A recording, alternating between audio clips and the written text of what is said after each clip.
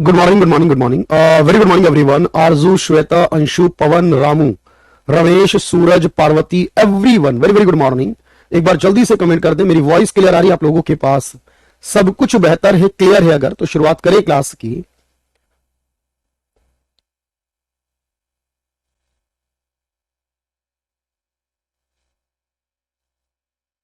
ये भाई एक बार कमेंट कर दें, सब कुछ क्लियर है तो एक बार क्विकली रिवाइज कर लेंगे। पिछली क्लास जो थी हमारी, पहली क्लास थी जो हमारी, उसका एक बार क्विक रिवीजन करेंगे और उसके बाद आगे बढ़ेंगे।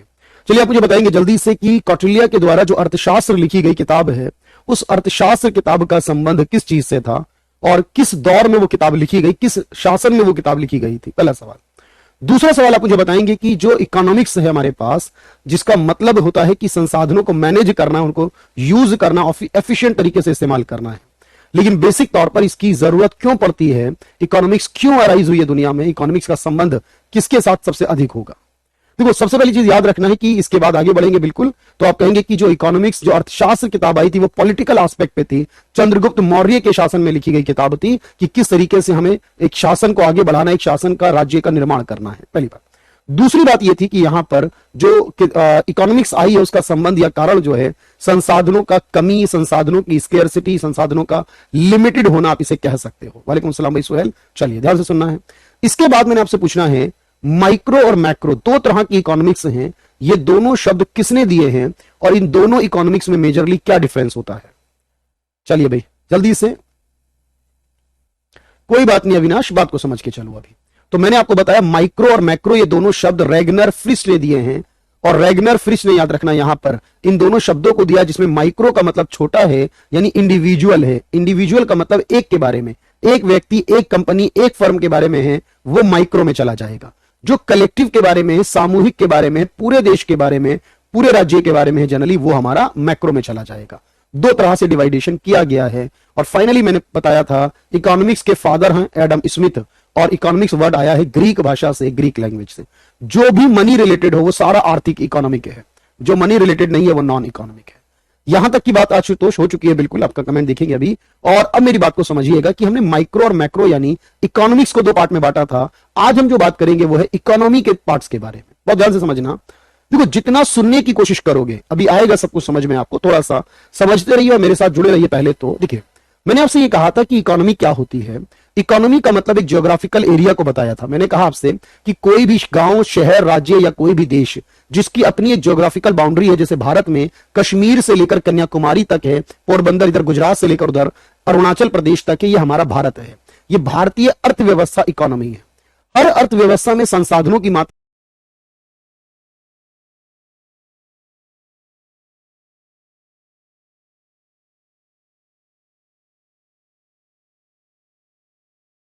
बढ़ने लगी, बेरोजगारी बढ़ने लगी, पैसा भारत में नहीं था, तो भारत ने कहा कि अब हम दूसरों से व्यापार करेंगे, दूसरों के साथ जुड़ेंगे, दूसरों के साथ कनेक्ट होंगे। और आज देखिए कि पूरी दुनिया भर में आप देखो कि भारत का प्रोडक्ट हर जगह मिल जाता है, और भारत में बहुत सारी विदेशी सामान आसानी से उपलब्ध हो जाता है, क्योंकि भारत क्या हो गया, ग्लोबलाइज हो गया है। तो 91 के बाद जनरली भारत ने क्या अपनाया, ओपन को अपनाया। तो सवाल है, आज के दौर में तो भारत ओपन है, कोई और सा देश है क्या दुनिया में जो क्लोज होगा? देखो, जितने देश दुनिया में है वो थोड़ा बहुत या कम या ज्यादा सब लोग व्यापार करते हैं एक दूसरे के साथ किसी न किसी स्थिति में।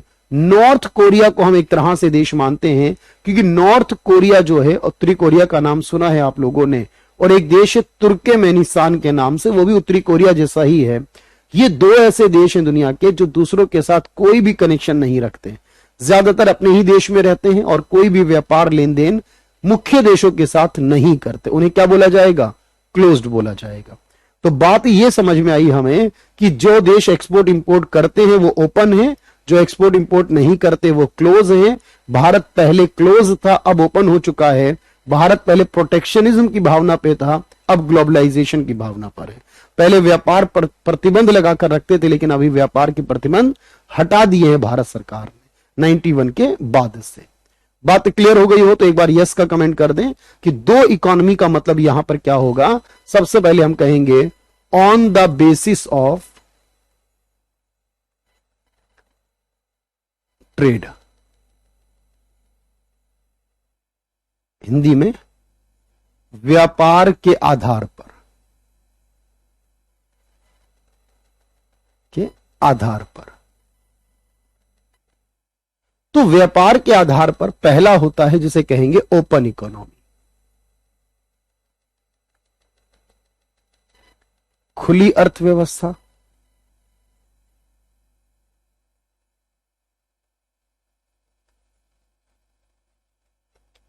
खुली अर्थव्यवस्था का देखो मतलब क्या होगा, इसका मतलब है नो बैरियर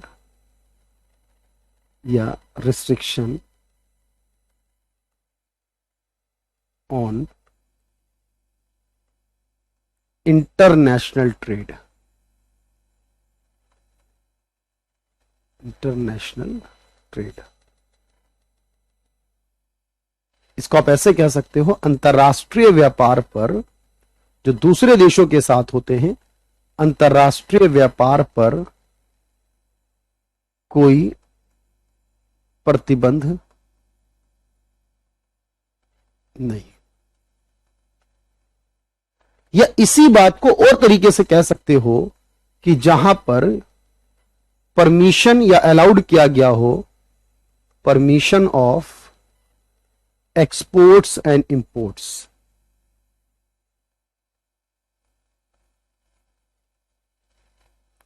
निर्यात व आयात की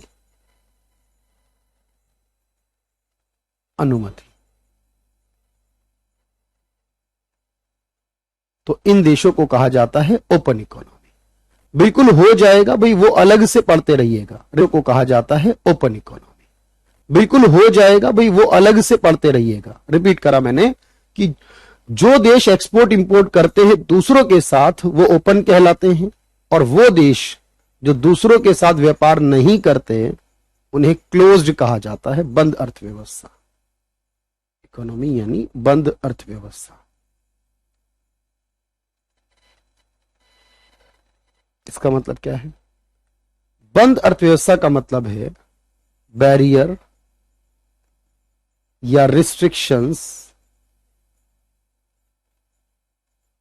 ऑन इंटरनेशनल ट्रेड।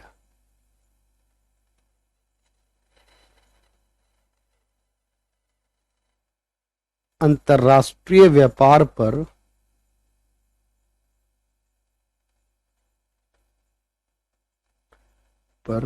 प्रतिबंध। तो जब अंतर्राष्ट्रीय व्यापार पर प्रतिबंध हो, इसका मतलब यह हुआ कि वहां पर ना एक्सपोर्ट किया जाएगा जनरली और ना इंपोर्ट किया जाएगा। नाइदर एक्सपोर्ट नॉर इंपोर्ट, ना निर्यात ना आयात, तो उसे कहा जाएगा क्लोज्ड इकोनॉमी। अब सवाल यह कि भारत कैसा देश होगा। मैंने बताया आपको, जनरली इंडिया के बारे में अगर हम लिखें यहां पर नोट करके, India is a open economy. Bharat जो है वो एक खुली अर्थव्यवस्था है सिंस 1991। 1991 के बाद भारत ने खुद को ओपन इकोनॉमी में कन्वर्ट कर लिया। भारत 1991 से खुली अर्थव्यवस्था है।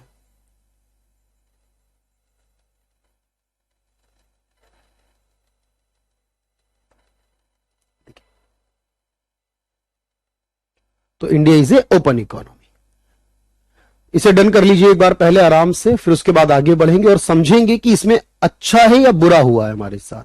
क्योंकि जनरली तौर पर इतिहास में हम लोग जब जाते हैं ना, बहुत सारी परेशानियां होती हैं और हमें जैसा समझाया जाता है, जैसा बताया जाता है ना, हमको बिल्कुल वैसा ही नजर आता है फिर। क्योंकि हमें नहीं पता इतिहास के बारे में कि सरकार ने सही किया गलत किया। भारत ने 91 में क्यों करा, इस काम को पहले कर लेते, नेहरू सरकार कर लेती, इंदिरा सरकार कर लेती, तो शायद देश और आगे निकल जाता। ऐसा हो जाता। अगर बात को समझना है पहले तो कि ओपन और क्लोज यानी दो तरह की अर्थव्यवस्थाएं होती हैं। अभी मैं बताऊंगा आपको, आगे चलते हैं। अब देखो यहां पर एक बात समझो, अगर मैं आपसे मैंने कहा कि अगर हमारे देश में दो तरह के विचार होते हैं, क्लोज्ड और ओपन। देखो एक वर्ड होता है प्रोटेक्शनिज्म, पूरी बात को समझना। एक वर्ड है प्रोटेक्शनिज्म यानी कि संरक्षणवाद।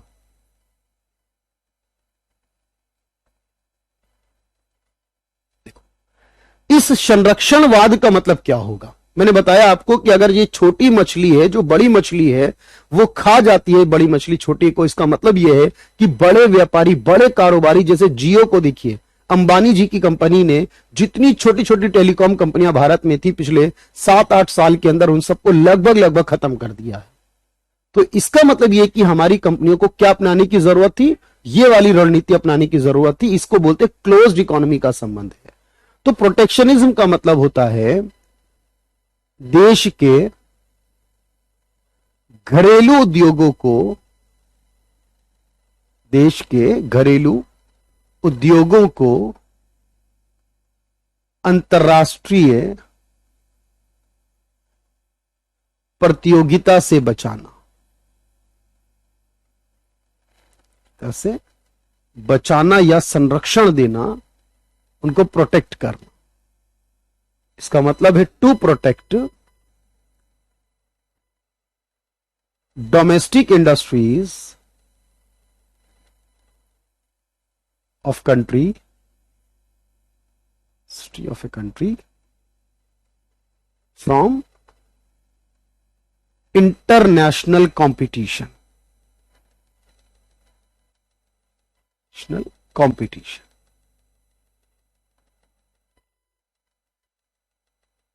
अगर हमसे पूछता है कि प्रोटेक्शनिज्म जो है वो किस इकोनॉमी से संबंधित है, तो आप बताओगे it is related to closed economy. तो जितने भी गरीब देश या छोटे देश हैं वो हमेशा इसी तरह को अपनाते हैं। यह बंद अर्थव्यवस्था से संबंधित, बंद अर्थव्यवस्था से संबंधित है।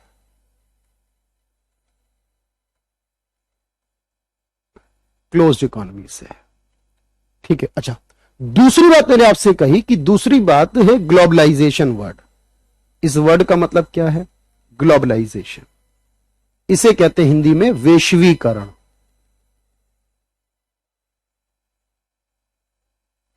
इसका मतलब है विश्व के अन्य देशों के साथ,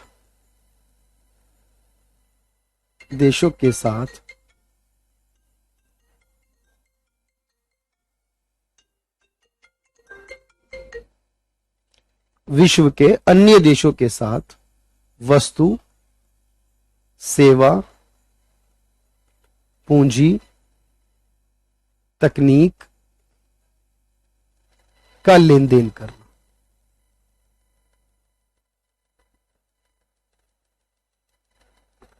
तो अगर आप दूसरे देशों के साथ लेन देन कर रहे हैं, ये बिल्कुल सेकंड क्लास है आपकी भाई सत्येंद्र, अच्छे से बात समझ लो।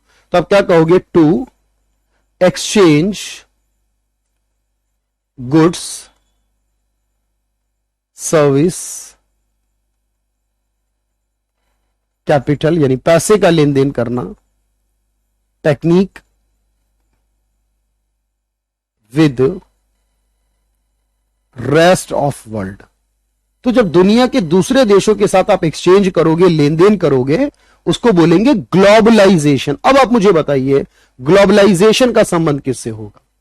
तो ग्लोबलाइजेशन की जब बात आएगी तो आपसे पूछेगा कि यह किससे संबंधित है। आप कहोगे it is related to open economy, क्योंकि उसी में एक्सचेंज होता है दूसरों के साथ। इसका संबंध खुली अर्थव्यवस्था से है। यह खुली अर्थव्यवस्था से संबंधित है।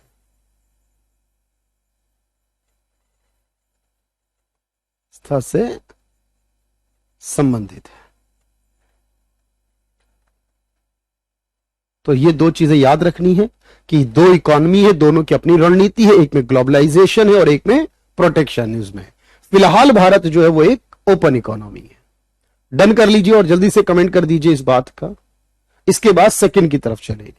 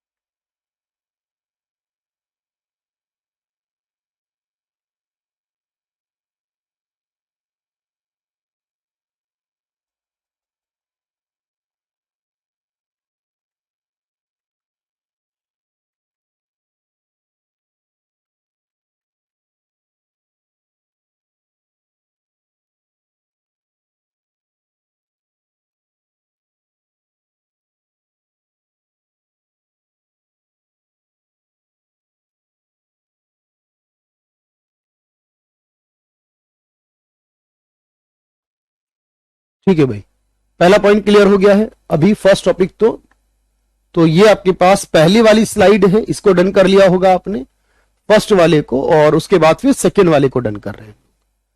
चलिए भाई हेमंत, तो पहला डन है और उसके बाद सेकंड के डन कर रहे हैं। बिल्कुल वंदना, बताऊंगा मैं आपको। अब 91 से पहले इंडियन ब्रांड्स ज्यादा थे और बाकी ब्रांड्स नहीं थे। कोई बात नहीं भाई, ध्यान से देखो। अब आगे बढ़ते हैं, नेक्स्ट पॉइंट पर चलते हैं। अब सवाल ये कि सेकंड टाइप ये होता है कि इनकम के आधार पर। अब देखो, किसी देश को हम गरीब देश कहते हैं, किसी देश को अमीर देश कहते हैं। तो जनरली तौर पर अब किसी भी देश को गरीब और अमीर कैसे कहा जाता है उसको समझते हैं पहले। दूसरा तरीका है on the basis of income, यानी आय के आधार पर अगर हम वर्गीकरण करें किसी देश का, on the basis of income, आय के आधार पर, आय के आधार पर। देखो पहले बात समझना, यहां आय का मतलब क्या है, पहले उस बात को देखो। एक होते हैं जिन्हें बोला जाता है हाई इनकम कंट्री।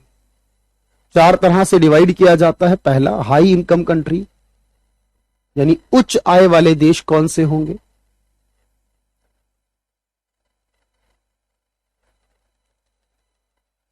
दूसरा होता है जिसे बोलते हैं upper middle income, upper middle income country, यानी उच्च मध्यम आय देश हैं, दूसरी कैटेगरी। तीसरा होता है लोअर मिडिल इनकम कंट्री,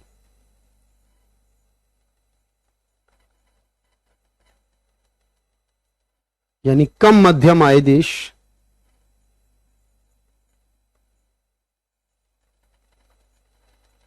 और चौथा होता है लो इनकम कंट्री, यानी कम आय वाले देश, लो इनकम कंट्री, कम आय वाले देश।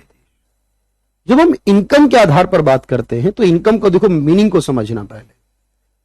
इसका मतलब यह है कि एक देश की जो एवरेज इनकम होती है, जब हम पूरे देश की औसत आय निकालते हैं, पूरे देश की एवरेज इनकम निकालते हैं, ठीक है, तो उस एवरेज इनकम को क्या कहा जाएगा। देखो, अगर किसी देश के अंदर लोगों की जो एवरेज इनकम है वो लेस $1086 से कम है, $1086, क्योंकि देखो अब ये डॉलर में क्यों कहा जा रहा है, क्योंकि पूरी दुनिया के लिए हो रहा है। अब ऐसा तो नहीं है कि युआन में बताएं, येन में बताएं, अलग अलग करेंसी में बताएं, इसलिए सारी चीजों को हम डॉलर में बदलते हैं। अमेरिकन करेंसी डॉलर जो वर्ल्ड वाइड मानी जाती है। अगर किसी देश के लोगों की इनकम, एवरेज इनकम इससे कम आती है तो उस देश को क्या बोलेंगे, वो लो इनकम वाला देश है। ठीक है, अच्छा, उसके बाद देखेंगे दूसरा वाला।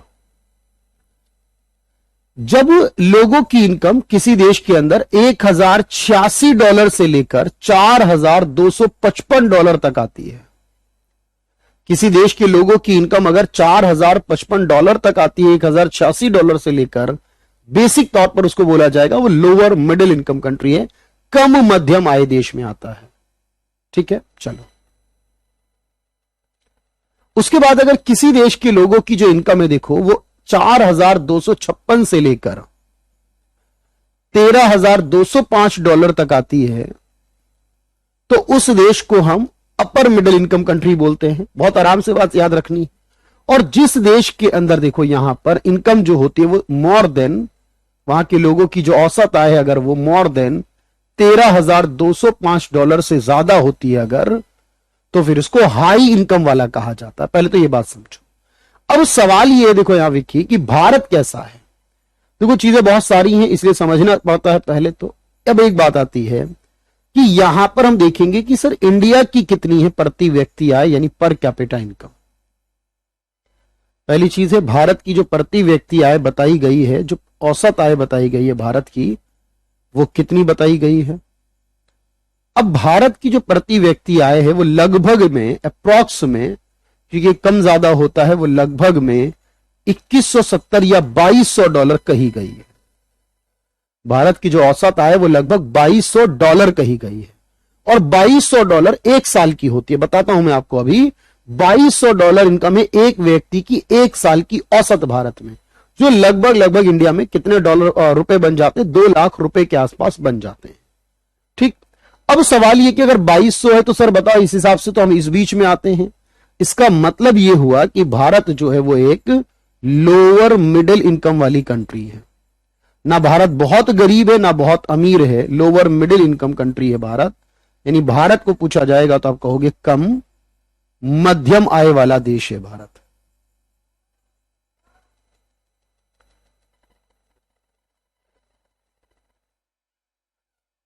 अच्छा, अब मेरी बात समझना। पहले, हाँ भाई, बदलता रहता है, ये हर साल बदलता है उमेश। अगर आपने कभी इससे पहले तैयारी की होगी तो अलग आएगा, ऑब्वियस है। ये एनुअली चेंज हो जाता है। अब देखो ध्यान से, सवाल आता है कि यहां पर औसत आय का मतलब क्या होता है और ये कौन बताता है। देखो, आय के आधार पर वर्गीकरण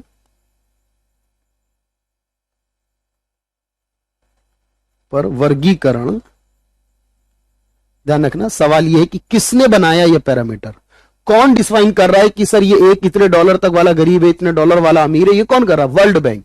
एक संगठन का नाम है वर्ल्ड बैंक है।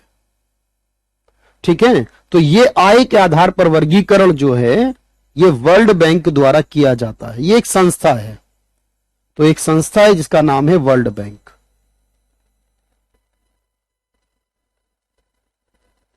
तो हर साल क्योंकि डेटा बदल जाता इसीलिए, बस समझना। तो ये इनकम बेस्ड क्लासिफिकेशन जो होगा ये कौन करेगा? भाई वर्ल्ड बैंक होगा। अच्छा, जो एवरेज इनकम होती है उसका मतलब क्या होता है? देखो ध्यान से, यहां पर बात आती है तो यहां पर आपको ये बात ध्यान रखनी, पर कैपिटा इनकम का मतलब क्या होता है। देखो, पर कैपिटा इनकम यानी कि प्रति व्यक्ति आय कहते हैं जिसे हिंदी में, इसका मतलब होता है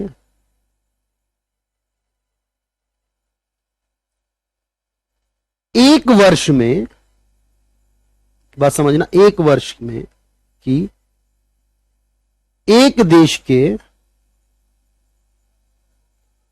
सभी नागरिकों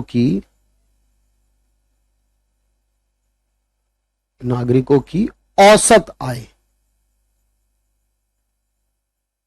तो आप ये बात क्लियर हो गई होगी सर कि आपने बताया था कि आराम से अगर चलोगे तो हर बात अपने आप हो जाएगी।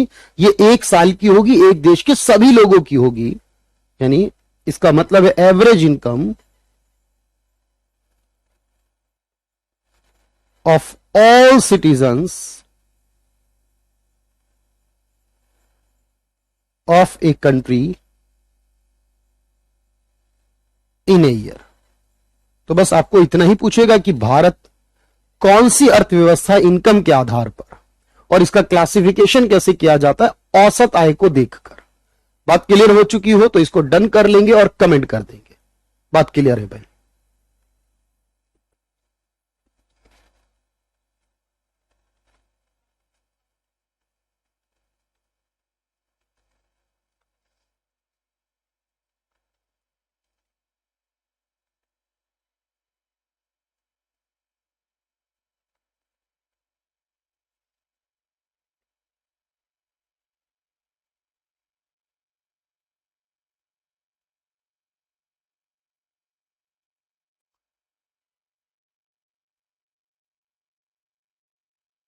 वंदना, निकी, तनु, करुणा, अभिषेक, एवरीवन क्लियर है? काफी अच्छे से है, बस बात समझ के चलो।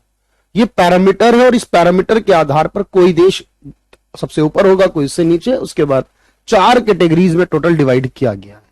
फिलहाल भारत है लोअर मिडिल इनकम कंट्री के अंदर। पर कैपिटा इनकम मैंने ये कहा हर नागरिक की, सभी नागरिक की एवरेज इनकम होती है। भाई एक बात समझो यावर, मैं ये कह रहा हूं आपसे कि हमारे पूरे देश की इनकम कितनी है। मान लो पूरे देश की इनकम है 100 रुपए और देश में लोग हैं 10, तो बताओ एक इंसान का औसत कितना आएगा?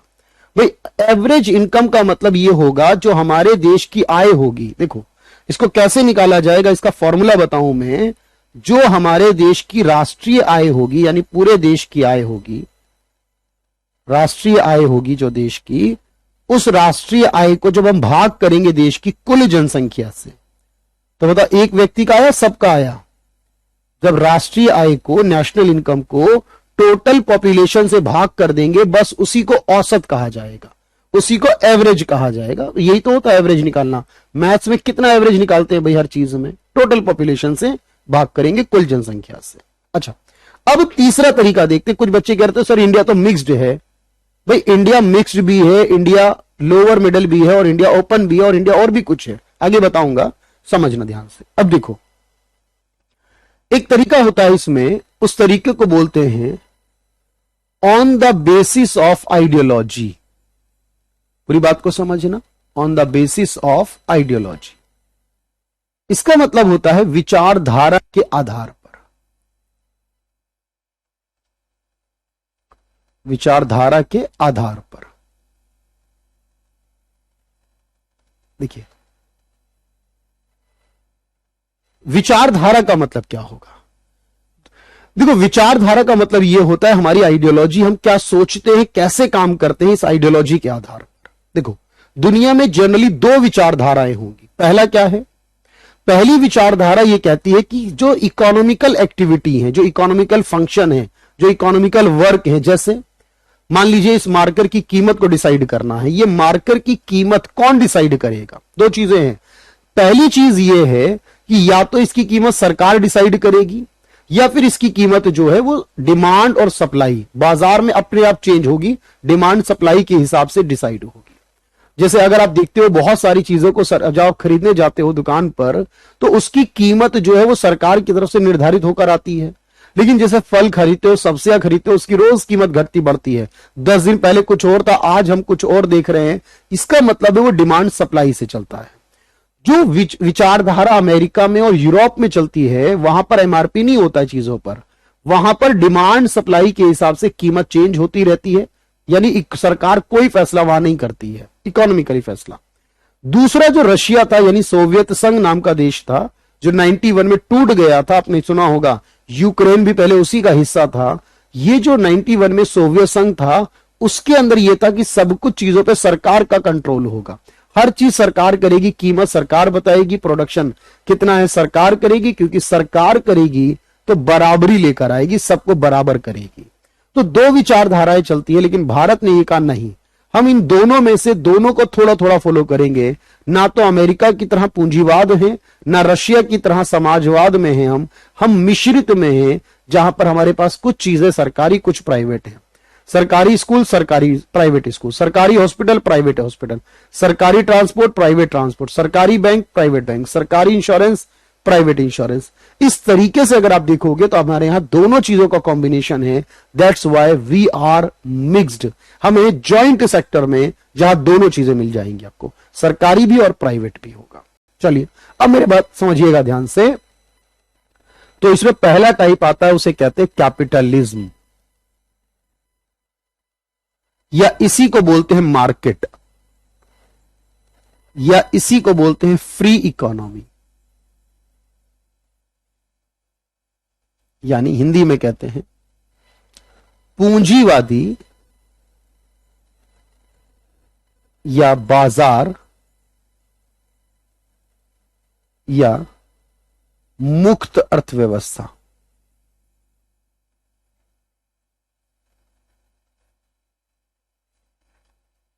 देखो, इस विचारधारा में क्या होगा, बात समझना। पहले पहला पॉइंट है, जैसे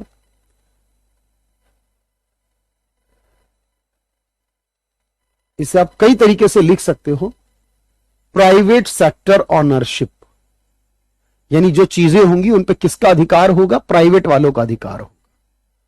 निजी क्षेत्र के पास चीजें होंगी, निजी क्षेत्र का स्वामित्व होगा, मालिक जो होंगे वो निजी क्षेत्र के होंगे,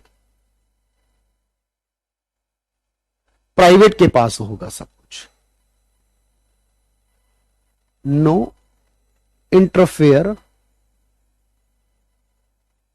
बाय गवर्नमेंट, सरकार द्वारा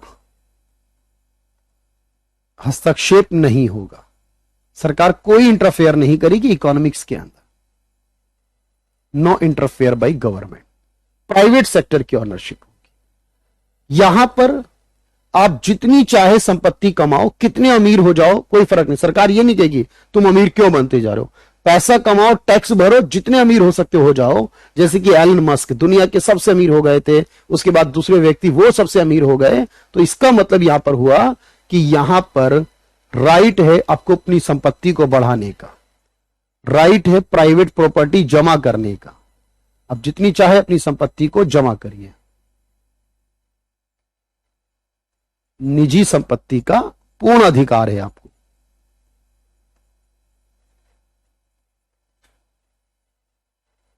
यहां पर निजी संपत्ति का अधिकार है। और मैंने बताया यहां पर हर कोई क्या करेगा, हर कोई काम जो करेगा वो अपने प्रॉफिट के लिए काम करेगा। देखो मुझे, अगर मैं अपनी बात करूं या आपकी बात करूं, हम सब प्राइवेट होते हैं, हम कुछ भी काम करें अपनी इनकम को देख रहे हैं। हमें गरीबी से, बेरोजगारी से, देश में क्या हो रहा है उससे इतना फर्क नहीं पड़ता। इंडिविजुअली उसके लिए सरकार है कि सरकार देखेगी ये काम, हम अपने प्रॉफिट को देखेंगे सिर्फ। तो यहां पर जो होगा मैक्सिमम प्रॉफिट करना उद्देश्य होगा।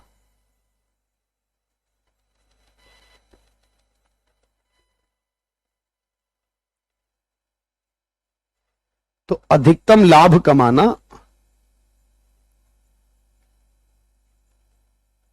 अर्जित करना, यह उद्देश्य रहेगा कि हमें मैक्सिमम प्रॉफिट कमाना है। और मैंने बताया यहां पर जो जितना चाहे प्रॉफिट कमाए, कोई भी चीज हो उस पर प्राइवेट का कंट्रोल होगा। और यहां पर फाइनली याद रखना कि जो कीमत है वो डिमांड सप्लाई के हिसाब से होगी, बाजार के हिसाब से, कभी ज्यादा कभी कम होगी, सरकार निर्धारित नहीं करेगी। Price determined by market forces. Market forces का मतलब होता है डिमांड सप्लाई। जो कीमत होगी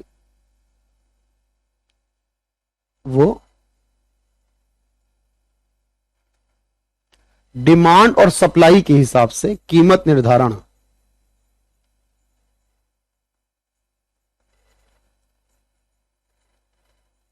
बाजार शक्ति द्वारा।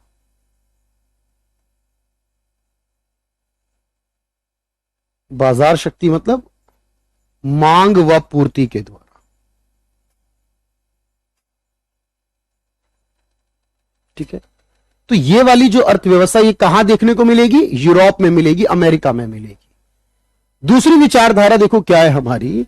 दूसरी विचारधारा है सोशलिज्म या सेंट्रल या प्लान्ड इकोनॉमी।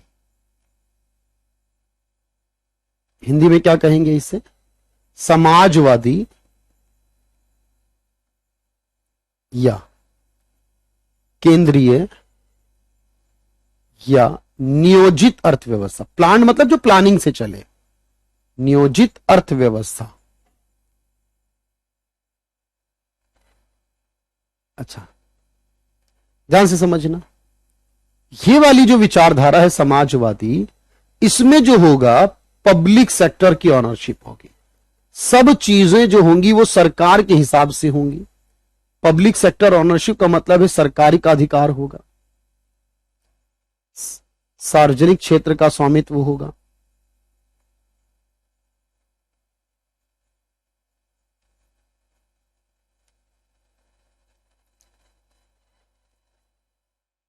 सरकार का होगा। इंटरफेयर बाय गवर्नमेंट,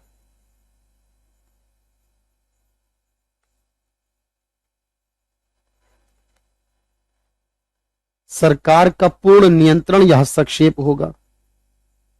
चीजें जो भी होंगी वो सरकार के नियंत्रण में होंगी। सरकार का हस्तक्षेप होगा या नियंत्रण होगा। यहां पर आपको अपनी संपत्ति का अधिकार नहीं, क्योंकि सारी संपत्ति की मालिक डायरेक्टली सरकार हो जाती है।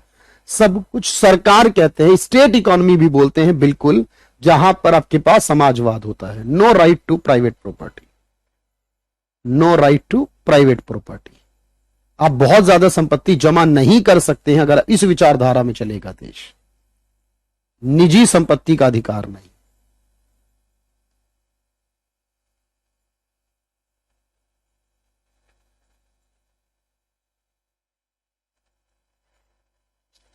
यहां पर लोग प्रॉफिट के लिए, क्योंकि सरकार काम करे, सरकार कभी प्रॉफिट के लिए काम नहीं करती, सरकार किसके लिए काम करती है? गरीबी, बेरोजगारी, ये सारी समस्याओं को दूर करने के लिए। तो यहां पर सोशल वेलफेयर, समाज का कल्याण करना उद्देश्य होगा, इज ऑब्जेक्टिव।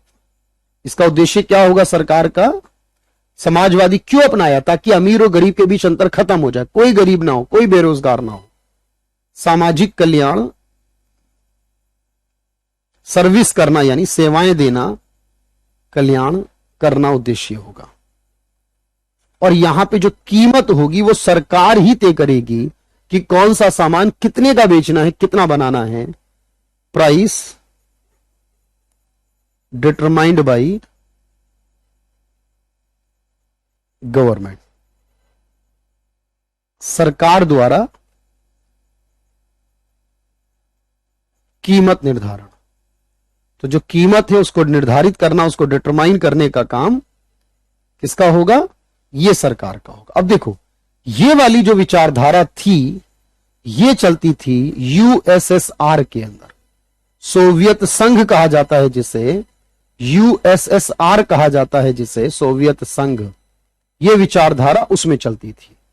और ये वाली जो विचारधारा है वो जनरली तौर पर आप देखो, ये जो पूंजीवाद वाली विचारधारा है, ये विचारधारा चलती है आपकी अमेरिका के अंदर, यूएसए इसका एग्जांपल है। अच्छा, एक बात और ध्यान में रखना, यहां पर एक सवाल आता है कि जो देश प्लानिंग से चलता है, क्योंकि यहां पे कीमत सरकार तय करती है, और यहां पर एक बात याद रखना, ये लोग फोकस करते हैं प्लान पर, कि प्लानिंग से देश को आगे बढ़ाया जाए, फोकस ऑन प्लानिंग।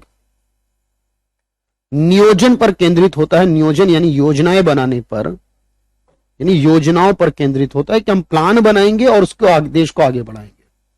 लेकिन देखो, एक बात ध्यान से सुनना है, समझना भी है आगे। जो ये वाली विचारधारा है पूंजीवाद वाली, पूंजीवाद में जापान में, अमेरिका में या यूरोप के ज्यादातर देशों में, वहां पर जो मेनली इंसान पर ध्यान दिया जाता है, फोकस किया जाता है, वो किस पे किया जाता है मैं आपको बताता हूं अभी।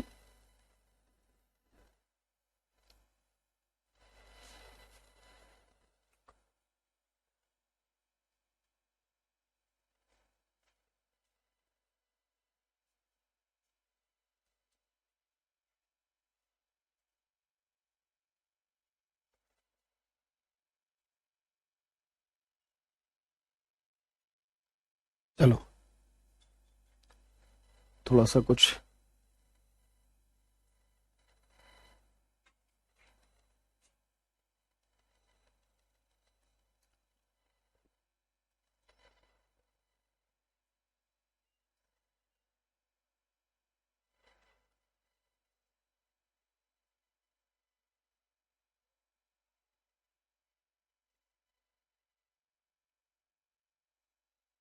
चलिए, अभी कुछ इश्यू हो रहा है एक्चुअली, थोड़ा सा हल्का सा मुझे लग रहा है, वो हो जाएगा ठीक।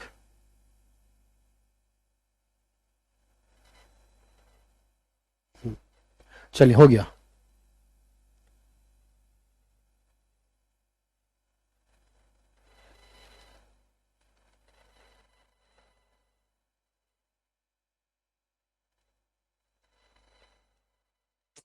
चलिए, कोई बात नहीं, थोड़ा सा हैंग हो गया वो,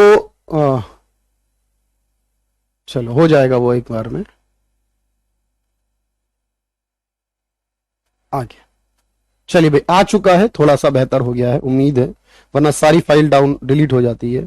चलो, अब मैं ये कह रहा था आपसे कि इस वाले के अंदर क्या होगा। देखो, एक बात ध्यान रखना, सर यहां तो प्लानिंग से काम चल रहा है क्योंकि सरकार है। अच्छा, यहां जो है वो काम प्लानिंग से नहीं चलता, यहां जो काम होगा वो प्लानिंग से नहीं चलता, बल्कि वहां जो काम चलता है वो किससे चलेगा? देखो, यहां पर फोकस किया जाएगा, क्या क्या हो रहा है, लिख देता हूं भाई, एक और पॉइंट मैं यहां ऐड कर रहा हूं, फोकस ऑन कस्टमर सेटिस्फैक्शन। यानी ये लोग जो है वो ग्राहक की संतुष्टि को ज्यादा ध्यान देते हैं, उनके अकॉर्डिंग कस्टमर सेटिस्फैक्शन जो होगा वो ज्यादा इंपॉर्टेंट होगा। फोकस ऑन कस्टमर सेटिस्फैक्शन, ग्राहक संतुष्टि जो होगी वो बात होने वाली है। चलिए कोई बात नहीं, वो थोड़ा सा हो गया अचानक से, ग्राहक संतुष्टि पर केंद्रित होगा। अब देखते हैं भाई इससे रिलेटेड क्या क्या सवाल आते हैं। फिलहाल मैंने आपको दो तरह की अर्थव्यवस्था के बारे में बता दिया है। अब यहां पर कुछ और बातें मैं कल बताऊंगा, लेकिन उससे पहले मैं चाहता हूं कि थोड़ी सी बात आप समझ लें और क्वेश्चन को देख लें कि सर ये दो तरह की इकोनॉमी है हमारी, और इन दो तरह की इकोनॉमी की बात करें अगर, तो इन दो तरह की इकोनॉमी के अंदर इंडिया कैसा है, अब उसको याद रखना। इंडिया मैंने कहा कि इन दोनों को मिला के चलता है, तो याद रखना है तीसरी इकोनॉमी जो इसके अंदर बनेगी उसे बोलते हैं मिक्स्ड इकोनॉमी, मिश्रित अर्थव्यवस्था बोलेंगे उसे। और भारत या ब्रिटेन या अब रशिया जो है, अब वाला 91 के बाद वाला रशिया है, फ्रांस है, अब जो है ज्यादातर देश दुनिया के जो हैं वो मिश्रित को अपना रहे हैं, क्योंकि उनको पता है ना तो पूरी तरह समाजवाद अच्छा है ना पूरी तरह पूंजीवाद अच्छा है। तो जहां पर पब्लिक यानी जॉइंट सेक्टर हो, जहां पर जॉइंट सेक्टर हो, जॉइंट सेक्टर मतलब पब्लिक एंड प्राइवेट दोनों की ऑनरशिप हो, तो ऐसे देश जो होंगे मुख्य तौर पर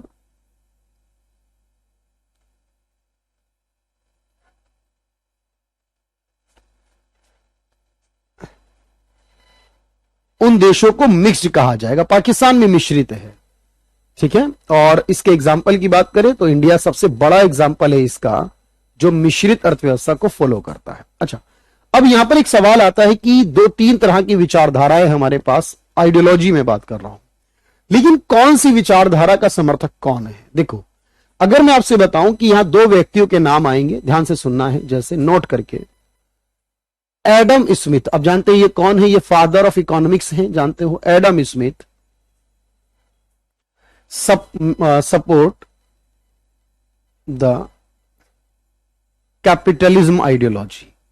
अगर आपसे पूछे कि एडम स्मिथ कौन सी विचारधारा के समर्थक थे, तो याद रखना है इनकी किताब का नाम मैं बता चुका हूं, लेकिन जो कैपिटलिज्म आइडियोलॉजी है, पूंजीवाद जो अमेरिका में चलता है, वो उस एडम स्मिथ उसके विचार समर्थक थे। एडम स्मिथ जो फादर ऑफ इकोनॉमिक्स हैं, एडम स्मिथ पूंजीवादी विचारधारा के समर्थक थे।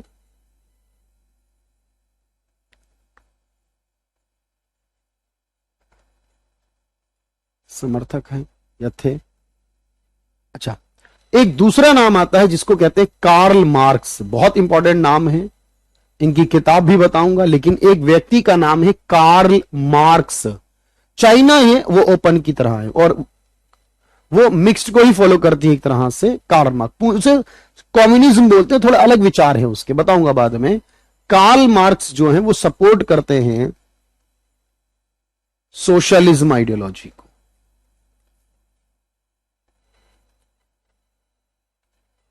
यानी ये जो व्यक्ति है जर्मनी के कार्ल मार्क्स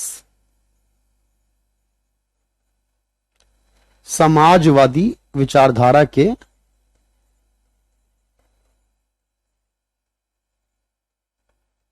समर्थक थे।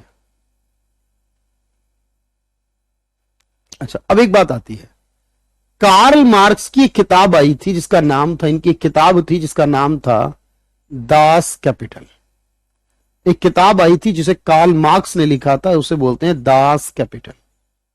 ये इसी तरह से लिखा जाता है किताब का नाम, दास कैपिटल। और ये किताब जो लिखी थी कार्ल मार्क्स ने लिखी थी, जिसमें उन्होंने पूंजीपतियों के बारे में बताया था। और किताब को क्या कहा जाता, देखना, ये किताब को या इस किताब को, यह किताब समाजवाद की बाइबल कहलाती है।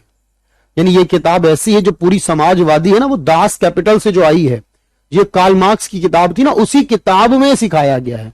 कौन सी बेस्ट है, देखो मेरे भाई, बेस्ट जो है ना वो आपके पास मिक्स्ड है, क्योंकि बेस्ट में क्या होगा, आप जब चाहे सरकार बढ़ा दो, जब चाहे प्राइवेट बढ़ा दो, सबसे बेस्ट होगा। तो याद रखना, यह किताब समाजवाद की बाइबल कहलाती है।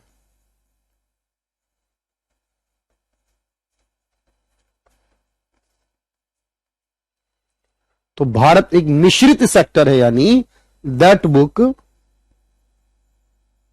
Called as Bible of socialism.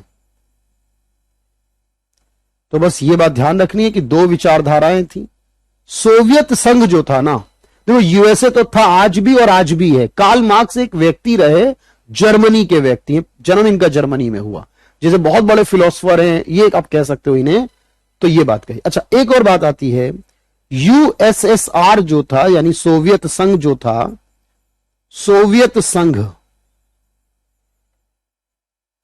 ये 15 देशों का एक संगठन था, 15 देशों का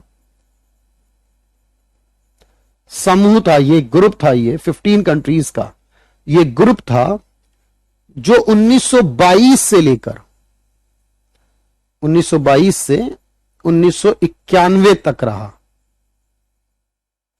यानी ये एक संगठन था जिसको हम रशिया कहते हैं आज। एक्चुअली रशिया नाम का कोई देश नहीं था। रशिया जो है मेरे भाई, ज्वाइंट का मतलब होता है मिक्स करके, यानी कि कुछ सरकार का और कुछ प्राइवेट का, हर चीज में दोनों हो जाते हैं। ज्वाइंट बोल दिया जाएगा, मिश्रित बोल दिया जाएगा, सरकारी और प्राइवेट दोनों मिलकर काम कर रहे हैं आजकल। भारत में ऐसा सिस्टम चलता है। तो 91 तक रहा है जो सिस्टम, उसको बोलते हैं सोवियत संघ। इसलिए आज इसका नाम नहीं आता, आज रशिया का नाम आता है। उसके अलावा बाकी 14 देश और भी रहे थे। मिक्स्ड इकोनॉमी 120 देशों में है आज। जो 120 हैं वो एक संगठन का हिस्सा है, उसके बारे में बाद में बात करेंगे।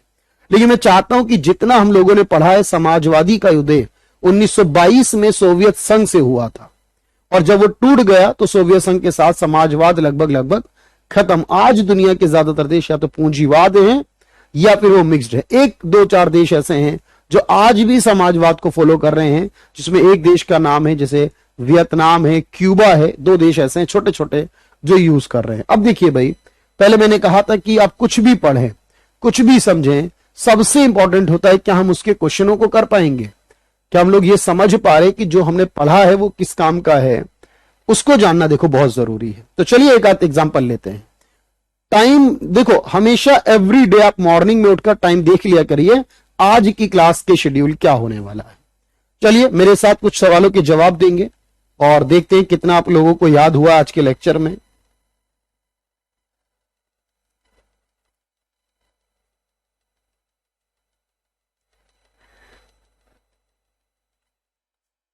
देखते हैं भाई,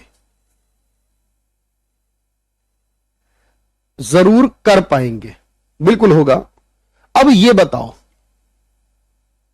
अंशु, इसको देखो सवाल को और बताओ, मुक्त बाजार अर्थव्यवस्था की एक विशेषता एक बताओ कौन सी लग रही है आपको। मुक्त मतलब कौन सा होता है, पहले ये देखो। मैं राइट टू प्राइवेट प्रॉपर्टी का रूल अप्लाई होगा, हाँ बिल्कुल होगा। आप प्राइवेट प्रॉपर्टी रखिए, कोई दिक्कत नहीं, सरकार के नियमों के अनुसार चलिए। पीडीएफ बिल्कुल मिलती है, हमेशा मिलेगी जैसे मिलती है अब तक। चलो, मुक्त बाजार अर्थव्यवस्था का मतलब होता है कौन सी अर्थव्यवस्था, पूंजीवाद अर्थव्यवस्था।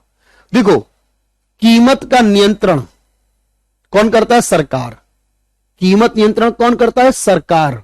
और जो सरकार करती है वो समाजवाद होता है। भाई कीमत का नियंत्रण कौन से बाजार में होगा, समाजवादी में होगा, जो सरकार करेगी। स्टेट इंटरवेंशन, स्टेट का मतलब होता है सरकार, राज्य हस्तक्षेप मतलब सरकार का, और सरकार का हस्तक्षेप किसमें होगा, समाजवादी में होगा। ये दोनों समाजवाद में हैं, इसका मतलब हो गया कंज्यूमर सोवर्निटी, उपभोक्ता को संप्रभु, संप्रभु मतलब भगवान कहना, उपभोक्ता को भगवान कहना, उपभोक्ता को, ठीक है, भगवान कहना, राजा कहना उपभोक्ता को। यही है सब कुछ हमारे लिए, बस ये नाराज नहीं होना चाहिए, आप नाराज नहीं होना चाहिए हमारे लिए। तो बस यही एक कंज्यूमर सोवर्निटी यानी उपभोक्ता को भगवान कहना, ये पूंजीवाद में होता, मुक्त बाजार में होता है। बी ऑप्शन है। चलो,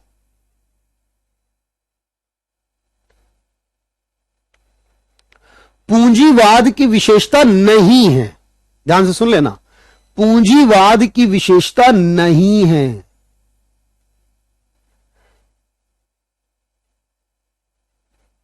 पूंजीवाद में प्राइवेट प्रॉपर्टी का राइट होता है, हां जी होता है। पूंजीवाद में कंपटीशन होता है, बहुत सारी कंपनियां कंपटीशन करती हैं, हां करती हैं। पूंजीवाद में क्या सर्विस सेवाएं करने का उद्देश्य रहता है, नहीं रहता सर। पूंजीवाद में सेवा कहां की जाएगी, समाज की सेवा, सर्विस यानी सोशल वेलफेयर। हाँ उसमें चॉइस होती है, आप जो चाहे खरीदो, आपकी मर्जी है, भाई चॉइस चयन करने की स्वतंत्रता होती है पूंजीवाद में। हम जो चाहे खरीदे, हमारे पास 2, 4 या 10 ऑप्शन होते हैं। हर चीज बहुत कंपनियां बनाती हैं। सेवाएं करना जो होता है वो पूंजीवाद में नहीं होता। सेवा करना समाजवाद का होता है, सोशल वेलफेयर। सोशल वेलफेयर समाजवाद का काम हो। इसलिए पूछा कौन सा पूंजीवाद का नहीं है, सर्विस मोटिव नहीं है।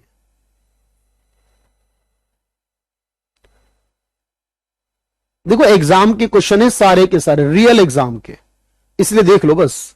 बंद अर्थव्यवस्था वह अर्थव्यवस्था है जो, बताओ क्या लगता है आपको, बंद अर्थव्यवस्था कौन सी होगी? कौन सी अर्थव्यवस्था बंद अर्थव्यवस्था होगी? कोई बात नहीं है, बिल्कुल।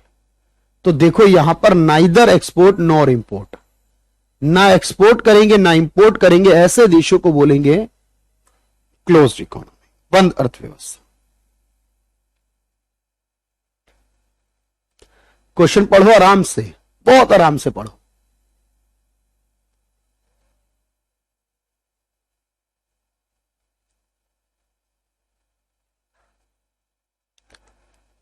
भारत कौन सी अर्थव्यवस्था में आय के हिसाब से आता है? आय के हिसाब से कौन सी अर्थव्यवस्था है भारत? तो आय के हिसाब से भारत लोअर मिडल है सर। देखिए इतना बड़ा सवाल है लेकिन जवाब एक ही है। बिल्कुल कमेंट हो रहा है आशुतोष, आपका आ रहा है भाई, सबका आ रहा है सर। यहां पर लोअर मिडिल इनकम कंट्री है भारत हिसाब से। तो मिक्स में कीमत का निर्धारण कुछ चीजों में सरकार करती है और कुछ चीजों का प्राइवेट करते हैं, दोनों करते हैं भाई। यहां पर भेज दें।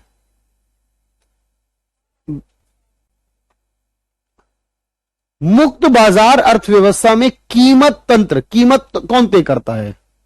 मुक्त बाजार यानी पूंजीवाद में कीमत तंत्र का संचालन, मतलब कीमत को तय कौन करता है? मुक्त बाजार में कीमत कौन तय करता है?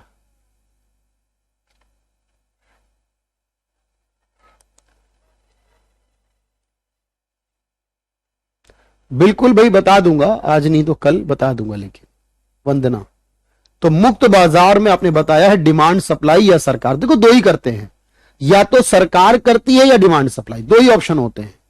जहां सरकार करेगा समाजवाद, जहां डिमांड सप्लाई करेंगे पूंजीवाद। सीधा सीधा क्वेश्चन है, डिमांड सप्लाई कीमत तय करते हैं, डिमांड सप्लाई।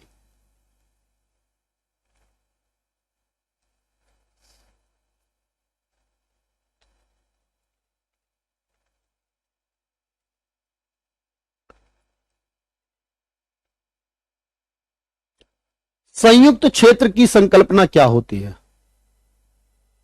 विकी बताओ भाई। संयुक्त क्षेत्र, जॉइंट सेक्टर किसे कहते हैं? जॉइंट सेक्टर, जॉइंट कहते हैं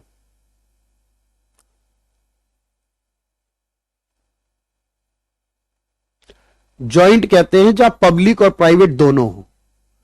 जहां पब्लिक और प्राइवेट हो, दोनों इंडस्ट्री हो, दोनों टाइप के क्षेत्र हो, उनको जॉइंट बोलते हैं। जहां पब्लिक और प्राइवेट हो उनको जॉइंट बोलते हैं।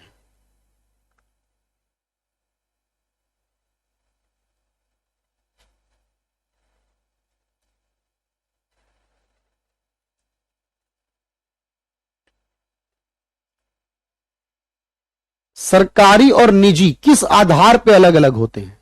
शायद टाइम हो गया, कमेंट नहीं आएगा, आखिरी सवाल करा देता हूं। ये सरकारी और निजी किस आधार पर होते हैं? देखो जहां सरकार मालिक हो वो सरकारी, जहां सरकार नहीं हो वो प्राइवेट। यही बोला मैंने, दो सरकारी और प्राइवेट। ये देखते हैं हम ऑनरशिप, मालिकाना हक। स्वामित्व को देखेंगे, ऑनरशिप को देखेंगे, मालिकाना हक देखेंगे, और उसके आधार पर पता चलेगा कि कौन सा क्या होगा, कौन सा समाजवाद होगा और कौन सा कौन सा सरकारी होगा, कौन सा प्राइवेट, ऑनरशिप को देखकर होगा। ये सब एग्जाम के क्वेश्चन थे आपके, मजा आ गया होगा उम्मीद करता हूं। और कल जब मिलेंगे, मतलब अगले लेक्चर में जब मिलेंगे, तो पहले करेंगे रिवीजन और फिर आगे बढ़ेंगे। चलिए, thank you everyone, thank you so much.